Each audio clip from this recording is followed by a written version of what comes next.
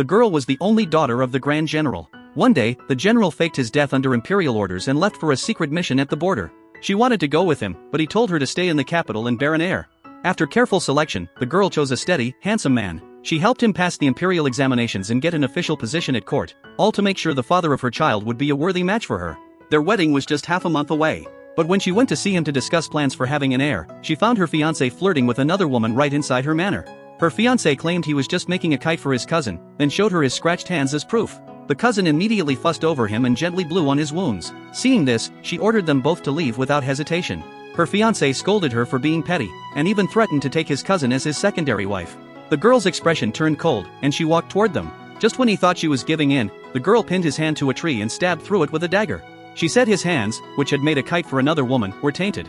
Then she turned to the cousin, grabbed her head and slammed it hard against a pillar. Wiping the blood from her hands, she announced the engagement was over. Her fiancé shouted that the wedding invitations had already been sent out, but a torn kite was stuffed into his mouth to silence him. When the manor fell quiet, the girl thought over his words. If all she needed was a wedding that could not be cancelled, she would simply find a new groom and ask the emperor for a new imperial marriage decree. She immediately set off for the palace with her maid. But her carriage was blocked by a crowd on the street. Her maid found out that a young master from a marquis household was throwing a birthday party for his dog. Anyone who sent good wishes to the dog could collect money from him, which was why the street was jammed. The girl became curious about such a playboy. She lifted the carriage curtain and looked out, only to find that he was extraordinarily handsome.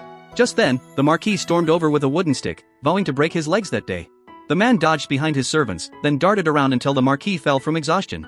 The girl couldn't help admiring his agility. But it didn't end there. He tossed all his jeweled rings onto the ground, letting the scrambling crowd hold back the marquis while he made his escape. He hopped into an empty carriage by the roadside, yet when he looked up, his eyes locked directly with the girl's. The man begged her not to give him away. She agreed, and praised him for being handsome, agile, and sharp-minded. She asked if he had someone he fancied. The man immediately guessed she had taken a liking to him.